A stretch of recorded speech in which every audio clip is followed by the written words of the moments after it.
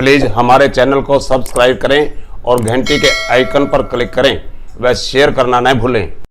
4 महीनों से ट्रकों की पेमेंट न होने पर ट्रक ऑपरेटरों ने लगाया शांतमय धरना। पेमेंट न होने पर विधायक वड़िंग की कोठी आगे ट्रकों को खड़ा करने का किया फैसला। पिछले लगभग 4 महीनों से ट्रकों की पेमेंट न होने से खफा गिद्दरवाहा जनता ट्रक यूनियन के समूह ट्रक ऑपरेटर ने यूनियन में शांतमय धरना लगाया। वह ट्रक यूनियन की ओर से बकाया पेमेंटों की मांग को लेकर एसडीएम गिद्दरवाहा ओम प्रकाश को एक मांग पत्र दिया।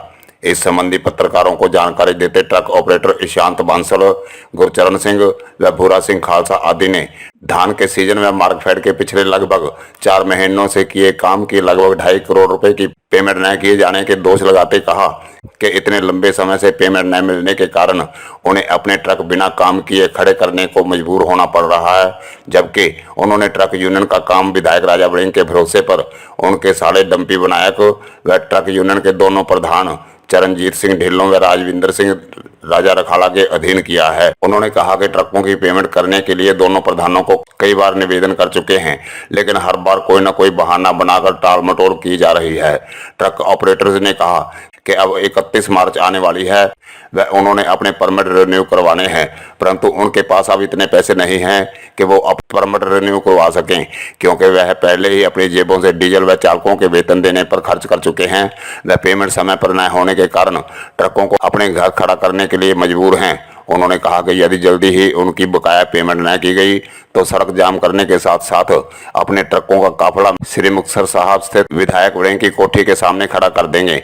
मामले संबंधी बात करने पर ट्रक यूनियन के प्रधान चरणजीत सिंह ढिल्लों ने कहा कि जब भी सीजन दौरान ढुलाई का काम होता है तो उसके बिल बनते हैं, जिस कारण कई बार पेमेंट देने में देरी हो जाती है, जबकि जिस व्यक्ति के नाम पर इस बार टेंडर था उसने अपने बच्चों सहित खुदकशी कर ली थी, जिस कारण उनके बाकी पारिवारिक सदस्यों से पेमेंट मांगना मुनासिब नहीं था।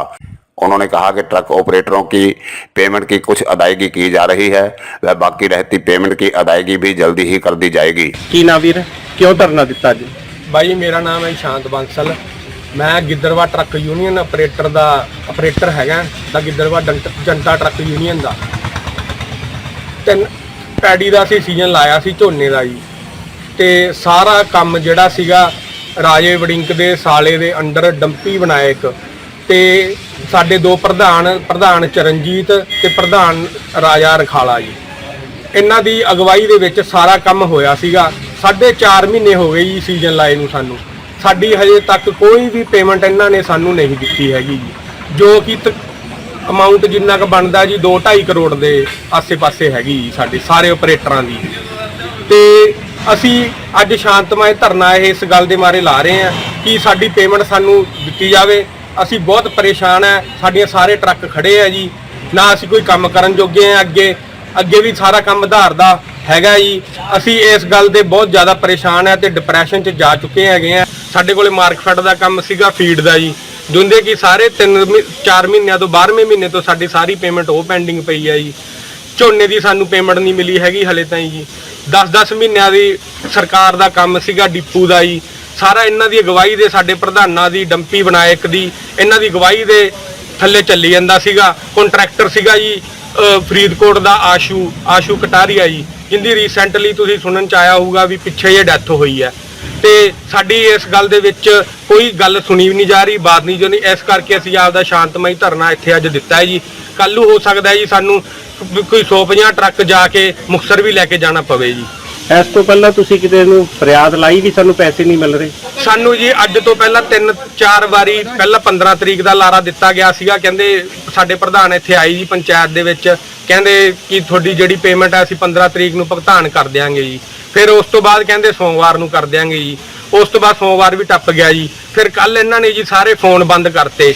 ਹੁਣ ਸਾਡੀ ਹੱਥੋਂ ਬਾਹਰ ਹੋਈ ਪਈ ਹੈ ਕੰਮ ਵੀ, ਸਾਡੀ ਸਾਰਿਆਂ ਦੀ ਗਰੀਬ ਬੰਦਿਆਂ ਦੀ ਪੇਮੈਂਟ ਹੈਗੀ ਹੈ ਜੀ, ਤੇ ਸਾਡਾ ਕੋਈ ਸੁਣਵਾਈ ਨਹੀਂ ਹੋ ਰਹੀ ਇਸ ਚੀਜ਼ ਨੂੰ ਲੈ ਕੇ।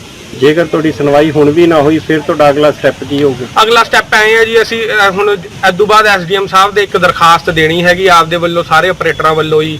ਜੇ ਉਸ ਤੋਂ ਬਾਅਦ ਵੀ ਸਾਡੀ ਨਹੀਂ ਕੋਈ ਸੁਣਵਾਈ ਨਹੀਂ ਹੁੰਦੀ ਹੈਗੀ ਜੀ, ਫਿਰ ਅਸੀਂ ਜਾਂ ਤਾਂ ਚੌਂਕ ਬੰਦ ਕਰਾਂਗੇ ਜਾਂ ਆਪਦੇ 10-50-100 ਟਰੱਕ ਲੈ ਜਾ ਕੇ ਰਾਜੇ ਵੜਿੰਗ ਸਾਹਿਬ ਦੇ ਘਰੇ ਛੱਡ ਆਵਾਂਗੇ। ਹਾਂਜੀ, ਮੈਂ Gurcharan Singh truck operator Gidderbaha truck union ਦਾ ਆਪਰੇਟਰ ਜੀ।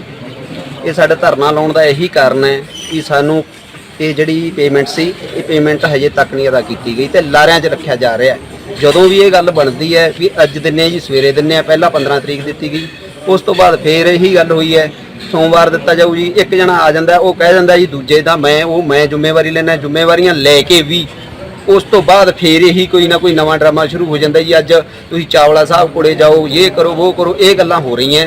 ਅਸੀਂ ਇਸੇ 'ਚ ਦੁਖੀ ਹੋ ਕੇ ਸਾਰੇ ਭਰਾਵਾਂ ਨੇ ਸਾਰਿਆਂ ਦੀ ਸਹਿਮਤੀ ਨਾਲ ਸਾਈਨ ਕਰਕੇ ਜੋ ਵੀ ਇਹ ਬਣਾਈ ਹੈ, ਧਰਨਾ ਦਿੱਤਾ ਹੈ, ਇਸ ਕਰਕੇ ਦਿੱਤਾ ਗਿਆ ਵੀ ਸਾਡੀ ਪੇਮੈਂਟ ਸਾਨੂੰ ਮਿਲਣੀ ਚਾਹੀਦੀ ਹੈ। ਠੀਕ ਹੈ ਜੀ, ਇਹਦੇ 'ਚ ਕੋਈ ਸਾਡਾ ਉਹ ਨਹੀਂ ਕਿ ਸਾਡੇ ਟਰੱਕ ਖੜੇ ਹੋਏ ਆ। ਉਧਰ ਪਿੱਛੇ ਦੇਖੋ ਸਾਡੇ ਸਾਰੇ ਟਰੱਕ ਸਾਈਡ ਤੇ ਲਾ ਕੇ ਖੜੇ ਹੋਏ। ਕੀ ਕਾਰਨ? ਸਾਥੋਂ ਕੋਈ ਪਰਮਿਟ ਨਹੀਂ ਚੱਕਿਆ ਜਾ ਰਿਹਾ, ਬਿਨਾਂ ਪੇਮੈਂਟ ਤੋਂ ਖੜੇ ਆ। ਜੇ ਕੋਈ ਸਾਨੂੰ ਪੇਮੈਂਟ ਮਿਲੂਗੀ, ਅੱਗੇ ਟੈਕਸ ਆ ਗਿਆ 31 ਮਾਰਚ ਆ ਗਿਆ, ਅਸੀਂ ਟੈਕਸ ਭਰਨੇ, ਅਸੀਂ ਕਿੱਥੋਂ ਭਰਾਂਗੇ?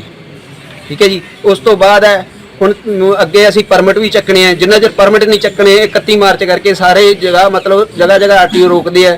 ਹੁਣ ਉਹ ਨਹੀਂ ਚਲਾਉਣ ਜੋਕਰੇ ਅਸੀਂ, ਸਾਡਾ ਰੁਜ਼ਗਾਰ ਅੱਗੇ ਬੰਦ ਹੋ ਗਿਆ। ਕਿਵੇਂ ਹੋ ਗਿਆ? ਵੀ ਪੇਮੈਂਟ ਨਾ ਆਉਣ ਦੇ ਕਾਰਨ। ਜਿਹੜਾ ਅਸੀਂ ਮਾਲ ਢੋਇਆ ਆਧਾਰ ਦਾ, ਡੀਜ਼ਲ ਜੇਬ ਚੋਂ ਪਾਏ ਆ, ਡਰਾਈਵਰਾਂ ਦੇ ਖਰਚੇ ਜੇਬ ਚੋਂ ਦਿੱਤੇ ਆ। ਠੀਕ ਹੈ ਜੀ। ਉਹ ਜਿਹੜਾ ਸਾਡੇ ਕੋਲੇ ਪੈਸਾ ਸੀ ਉਹ ਅਸੀਂ ਲਾ ਚੁੱਕੇ ਆ, ਅੱਗੋਂ ਸਾਨੂੰ ਮਿਲ ਨਹੀਂ ਰਿਹਾ। ਉੱਪਰੋਂ ਫਿਰ ਸੀਜ਼ਨ ਆ ਰਿਹਾ ਹੈ, ਕੀ ਅਸੀਂ ਉਸ ਤੇ ਕੰਮ ਕਰਨ ਵਾਸਤੇ ਰਾਜੀ ਹੋਵਾਂਗੇ ਜਦੋਂ ਸਾਨੂੰ ਪਿੱਛੇ ਨਹੀਂ ਮਿਲ ਰਿਹਾ ਕੁਝ? ਕੌਣ ਹੈ ਜੀ ਇਹਦੇ ਪਿੱਛੇ? ਕੌਣ ਹੈ? ਕੀ ਕਾਰਨ ਹੈ ਜਿਹੜੇ ਤੁਹਾਨੂੰ ਪੈਸੇ ਨਹੀਂ ਮਿਲ ਰਹੇ? ਦੇਖੋ ਜੀ, ਜਿਹੜਾ ਕਾਰਨ ਹੈ, ਕਾਰਨ ਤਾਂ ਉੱਪਰੋਂ ਹੀ ਚੱਲਦਾ ਮੇਨ ਤਾਂ। ਠੀਕ ਹੈ, ਆਸ਼ੂ ਜੀ ਦੀ ਡੈਥ ਹੋਈ ਹੈ, ਸਾਨੂੰ ਉਸ ਗੱਲ ਦਾ ਅਫਸੋਸ ਵੀ ਹੈ, ਪਰ ਉਸ ਦੇ ਵਿੱਚ ਲਾਰੇ ਲਾਏ ਗਏ ਕਿ ਉਹ ਇਸ ਤਰ੍ਹਾਂ ਜੀ ਉਹਦਾ ਭੋਗ ਪੈ ਜਾਣ ਦੇ ਜੀ, ਉਸ ਤੋਂ ਬਾਅਦ ਅੱਗੇ ਇਹ ਕਰਾਂਗੇ ਉਹ ਕਰਾਂਗੇ, ਕਈ ਗੱਲਾਂ ਕਹੀਆਂ ਗਈਆਂ ਸਾਨੂੰ।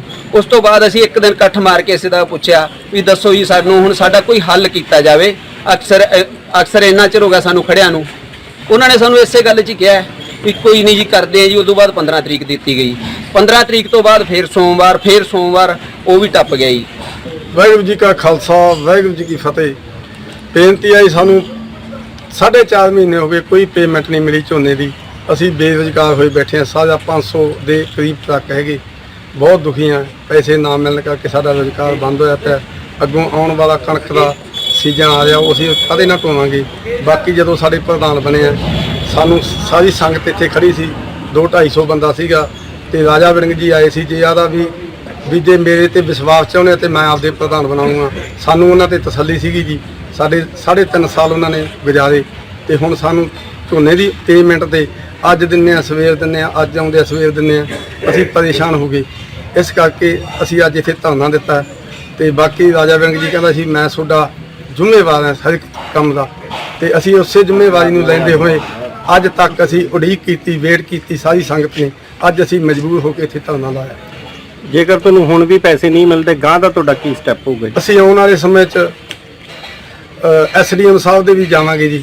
ਉਸ ਤੋਂ ਬਾਅਦ ਹੋ ਸਕਿਆ ਜੋ ਅਸੀਂ ਆਪਦੀ ਉੱਪਰ ਤੱਕ ਜਿੱਥੋਂ ਰਾਜੇ ਵੜਿੰਗ ਨੂੰ ਵੀ ਮਿਲਾਂਗੇ, ਸਾਰੇ ਗੱਡੀਆਂ ਉੱਥੇ ਛੱਡ ਆਵਾਂਗੇ। ਪੂਰਾ ਹੀ ਵਾਰੀ ਰਾਂਜੀ, ਤੁਹਾਡੇ ਅਗੇਂਸਟ ਜਿਹੜਾ ਇਹ ਧਰਨਾ ਦਿੱਤਾ ਗਿਆ ਆਪਰੇਟਰਸ ਦੇ ਵੱਲੋਂ ਵੀ ਪਿਛਲੇ ਕਾਫੀ ਲੰਬੇ ਸਮੇਂ ਤੋਂ ਸਾਨੂੰ ਪੇਮੈਂਟ ਨਹੀਂ ਹੋਈ, ਕੀ ਕਾਰਨ ਹੈ ਜੀ? ਐਕਚੁਅਲ ਦੇ ਵਿੱਚ ਤਾਂ ਜੇ ਪੇਮੈਂਟ ਦੇ ਜਦੋਂ ਵੀ ਕੋਈ ਗੱਲਾਂ ਅਸੀਂ ਢੋਨੇ ਆ, ਕਣਕ ਜਾਂ ਝੋਨਾ, ਉਹਦੇ ਬਿੱਲ ਬਣਦੇ ਆ, ਬਿੱਲ ਬਣ ਕੇ ਉਹਦੀ ਪੇਮੈਂਟ ਆਉਂਦੀ ਹੈ। ਕਈ ਦਫਾ ਟਾਈਮ ਲੱਗ ਜਾਂਦਾ। ਸਾਡੇ ਨਾਲ ਇੱਕ ਮਿਸਹੈਪ ਹੋਈ ਕਿ ਜਿਹੜਾ ਸਾਡਾ ਜਿਹਦੇ ਨਾਲ ਟੈਂਡਰ ਸੀਗੀ, ਉਹ ਬੰਦੇ ਨੇ ਸੁਸਾਈਡ ਕਰ ਲਈ। ਉਹਨੇ ਆਪਦੇ ਬੱਚਿਆਂ ਦੀ ਵੀ ਗੋਲੀ ਮਾਰ ਲਈ, ਆਪ ਦੀ ਵੀ ਮਾਰ ਲਈ, ਉਹਦੀ ਵਾਈਫ ਦੇ ਵੀ ਮਾਰ ਲਈ। ਮਾੜੀ ਕਿਸਮਤ ਨੂੰ ਉਹਦੇ ਬੱਚੇ ਉਹ ਆਪ ਚਲੇ ਗਏ, ਮਾਰੇ ਗਏ, ਉਹਨਾਂ ਦੀ ਮੌਤ ਹੋ ਗਈ ਔਰ ਉਹਦੀ ਵਾਈਫ ਜਿਹੜੀ ਉਹ ਬਚ ਗਈ। ਉਸ ਘਰੇ ਅਫਸੋਸ ਸੀ। ਅਸੀਂ ਉਹਦੇ ਕੋਲੋਂ ਪਹਿਲੀ ਗੱਲ ਤਾਂ ਪੈਸੇ ਨਹੀਂ ਸੀ ਮੰਗ ਸਕਦੇ। ਨੰਬਰ 2 ਤੇ ਉਹ ਸਾਮਾ ਬੰਦਾ ਜਿਹੜੇ ਨਾਲ ਟੈਂਡਰ ਸੀਗੇ ਉਹ ਚਲਿਆ ਗਿਆ। ਸੋ ਜਿਹੜੇ ਨੂੰ ਤੁਸੀਂ ਧਰਨਾ ਤੁਸੀਂ ਸ਼ਬਦ ਕਹਿ ਰਹੇ ਹੋ ਵੀ ਇਹ ਸਾਡਾ ਪਰਿਵਾਰ ਹੈ, ਅਸੀਂ ਪਰਿਵਾਰ ਦੇ ਵਿੱਚ ਕੋਈ ਗੱਲਬਾਤ ਕਰਨੀ ਹੋਵੇ, ਕਈ ਦਫਾ ਅਸੀਂ ਉੱਤੇ ਬੈਠ ਜਾਂਦੇ ਹਾਂ, ਕਈ ਵਾਰੀ ਕੁਰਸੀਆਂ ਢਾਹ ਕੇ ਬੈਠ ਜਾਂਦੇ ਹਾਂ, ਕਈ ਵਾਰੀ ਦਰੀ ਛੱਡ ਬਹਿ ਜਾਂਦੇ ਹਾਂ। ਇਹ ਸਾਡਾ ਆਪਸੀ ਇੱਕ ਵਿਚਾਰ ਵਟਾਂਦਰਾ ਹੋ ਰਿਹਾ ਸੀਗਾ ਵੀ ਕਿਵੇਂ ਪੇਮੈਂਟ ਵੰਡੀਏ, ਕਿਉਂਕਿ ਪੇਮੈਂਟ ਥੋੜੀ ਕਰਕੇ ਆ ਰਹੀ ਹੈ। ਅਸੀਂ ਝੋਨੇ ਦੀ ਪੇਮੈਂਟ ਵੰਡ ਰਹੇ ਹਾਂ, ਥੋੜੀ ਕਰਕੇ ਆ ਰਹੀ ਹੈ। ਸਾਡਾ ਇਹ ਸੀ ਵੀ ਵੱਡੀ ਜੇ ਕਿਸੇ ਨੂੰ ਜ਼ਿਆਦਾ ਪੇਮੈਂਟ ਵਾਲਾ ਨੂੰ ਪਹਿਲਾਂ ਦਈਏ, ਛੋਟੇ ਨੂੰ ਪਹਿਲਾਂ ਦਈਏ, ਤਾਂ ਇਹ ਸਾਡਾ ਇੱਕ ਵਿਚਾਰ ਵਟਾਂਦਰਾ ਸੀ ਜਿਹਨੂੰ ਅਸੀਂ ਅੱਜ ਸੁਲਝਾ ਲਿਆ। ਪੇਮੈਂਟ ਵੰਡਣੀ ਸ਼ੁਰੂ ਹੋ ਗਈ ਹੈ, ਕੁਝ ਲੈ ਗਏ, ਕਈਆਂ ਨੂੰ ਦੇ ਰਹੇ ਹਾਂ ਜੀ। ਪ੍ਰਧਾਨ ਜੀ, ਤੁਸੀਂ ਉਸ ਧਰਨੇ 'ਚ ਤਾਂ ਹੈ ਨਹੀਂ ਸੀ। ਵਿਚਾਰ ਵਟਾਂਦਰਾ ਤਾਂ ਹੁੰਦਾ ਜੇ ਤੁਸੀਂ ਨਾਲ ਹੁੰਦੇ ਉਹਨਾਂ ਦੇ। ਵਿਚਾਰ ਵਟਾਂਦਰਾ ਕਰਨ ਵਾਸਤੇ ਮੇਰੇ ਮੁਨਸ਼ੀ ਇੱਥੇ ਹਾਜ਼ਰ ਸੀਗੇ ਜੀ, ਸਾਡੇ ਯੂਨੀਅਨ ਦੇ, ਤੇ ਔਰ ਬਾਕੀ ਸਾਡੇ ਆਪਰੇਟਰ ਭਰਾ ਸੀਗੇ। ਮੇਰੀ ਕਿਉਂਕਿ ਅੱਜ ਤਰੀਕ ਸੀਗੀ ਕਚਹਿਰੀ ਦੇ ਵਿੱਚ, ਔਰ ਇਸ ਕਰਕੇ ਮੈਂ ਤੇ ਖੁਦ ਹਾਜ਼ਰ ਨਹੀਂ ਹੋ ਸਕਿਆ। ਬਟ ਮੇਰਾ ਜੋ ਪਲ ਸਾਡੀ ਇੱਕ ਦੂਜੇ ਨਾਲ वहां से पत्रकार गुप्ता की रिपोर्ट।